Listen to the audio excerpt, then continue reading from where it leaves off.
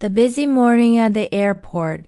It was still early when Emma arrived at the airport, but the place was already alive with sound, rolling suitcases, boarding announcements, the buzz of travelers going everywhere in the world. Emma took a deep breath and whispered to herself, "Okay, just follow the signs. Don't panic." She had her passport, her ticket, and her suitcase. Everything seemed under control. Her flight was at 10:30 a.m., so she had enough time. She looked around and finally saw a large blue board that read, "Check-in counters gifts." After dragging her suitcase through the crowd, she joined a line that seemed to move slower than a snail. When it was her turn, the airline agent smiled politely and said, "Good morning. May I see your passport and ticket?" Emma handed them over, still a little nervous. The agent typed quickly, then asked, "Do you have any luggage to check in?" "Yes, just this suitcase," Emma said. "Please place it on the scale." The digital numbers blinked for a few seconds.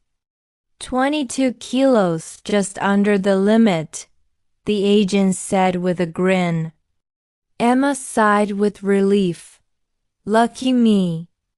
But then the agent frowned slightly. There seems to be a small issue. Emma's smile faded. "A problem? What's wrong?" "This bag has no luggage tag," the woman said kindly. "Without a tag, we can't send it to the plane." Emma's eyes widened. "What?" "But I got it from this counter. Maybe it fell off?" "Probably," said the agent. "Don't worry, it happens. I'll print a new one for you." A few minutes later, Emma had a new tag, a boarding pass, and clear directions. Gate 22, boarding at 10 o'clock. Emma smiled and said quietly, "Okay, step 1 complete."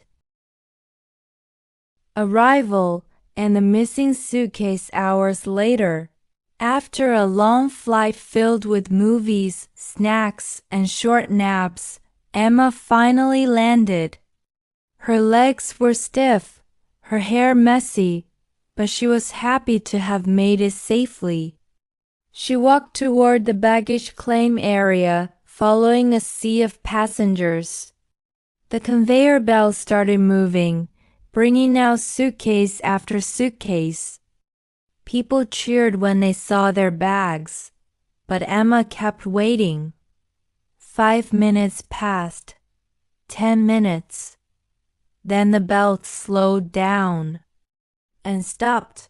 "No, no, no," Emma whispered. "This can't be happening." Her suitcase wasn't there.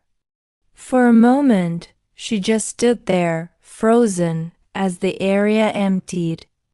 Then she noticed a sign for lost and found and quickly walked there. Behind the counter was a calm-looking woman with glasses. "How can I help you?" she asked. Emma explained everything. The woman nodded patiently. "Okay, can you describe your bag?" "It's black, medium-sized, and has a small red ribbon on the handle," Emma replied. "That's helpful," said the woman, typing quickly. "What's inside the bag?" "Clothes, a pair of shoes, and some chocolates for my family." "Perfect. Please fill out this form with your name, phone number, and hotel address. We'll contact you as soon as we find it." Emma felt a wave of relief. "Thank you so much. I was really worried. It usually takes less than 24 hours, the woman said. As Emma left, she sighed. No suitcase tonight. Just me and my backpack, finding the way to the hotel. Outside, the air was warm and noisy. Cars honked, buses hissed, and people hurried in every direction. Emma stood there for a moment, holding her phone, trying to decide how to reach her hotel. A taxi was easy but expensive. The bus was cheaper, but she didn't know which one to take. She spotted a kind-looking man near the bus stop. "Excuse me," she asked politely. "Could you please tell me which bus goes to the Royal Hotel?" The man thought for a second and said, "Yes, take bus 15. It stops right here." Emma thanked him and waited. When bus 15 arrived, she climbed aboard with relief. "One ticket to the Royal Hotel, please," she told the driver. The driver frowned. "Royal Hotel? Oh, this is bus 15A. It doesn't go there." Emma blinked. 15A? Not 15? "Yes. 15 goes to the city center. 15A goes to the park." "The park? Oh no." The driver smiled. "Don't worry. You can get off at the next stop and take another bus." At the next stop, Emma stepped out and found herself facing a beautiful park full of green trees and flowers. She laughed softly. "Well, at least I got to see something nice today." After asking another traveler for help, she finally found bus 10, the right one, and sat down with a sigh of relief. The spicy soup disaster. By the time Emma reached the city, the sun was setting. Her stomach growled loudly. She hadn't eaten since morning. She spotted a cozy restaurant on a quiet street and stepped inside. "Good evening," said the waiter cheerfully. "Table for one?" "Yes, please." He handed her the menu.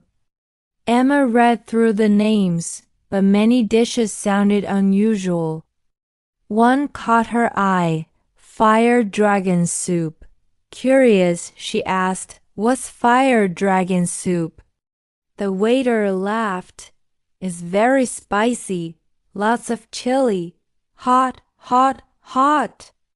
Emma chuckled. "No, thank you. I'll have the chicken with rice instead." A few minutes later, the waiter returned, but to her surprise, he placed a steaming bowl in front of her.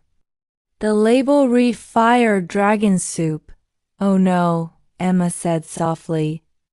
"I think there's a mistake." The waiter gasped.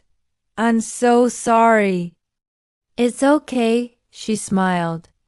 "Mistakes happen." Still, curiosity got the better of her. She took one tiny sip. Instantly, her mouth was on fire. "Water." "Please," she laughed, waving her hand. The waiter rushed over with a glass of cold water. "Here's your chicken with rice." "No dragons this time." Emma laughed as she ate her meal. It was delicious, warm, simple, and perfect. She learned a new rule that night. Always double-check your order before eating. The hotel confusion full and happy, Emma finally walked to her hotel. The bright lights of the Royal Hotel welcomed her like a dream. At the front desk, a young woman smiled and asked, "Good evening. Do you have a reservation?" "Yes," Emma said. "It's under the name Emma Brown." The receptionist typed quickly, then frowned. I do see your name, but your reservation is for next week." Emma's jaw dropped. "What? That can't be right. I booked for tonight." The receptionist turned the screen toward her. See? Saturday the 21st. Today is Saturday the 14th, Emma sighed. No. I must have clicked the wrong date. Don't worry, said the receptionist kindly. We're almost full, but there's one small room left.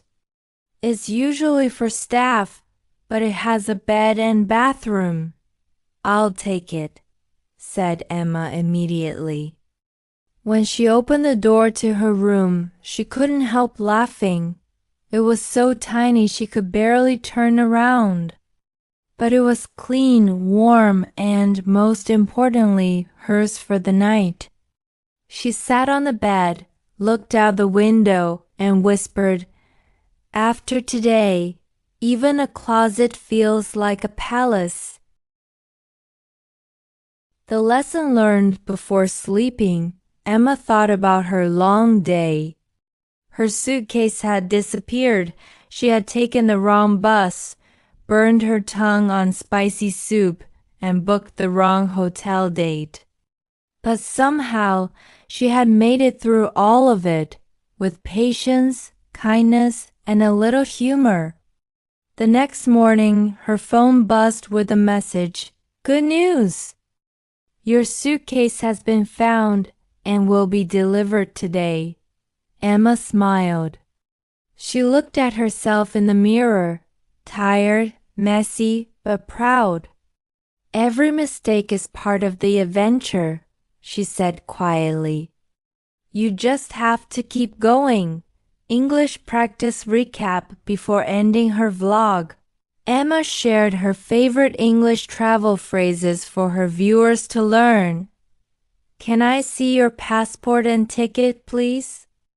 Can you describe your bag? Excuse me, how can I get to the Royal Hotel?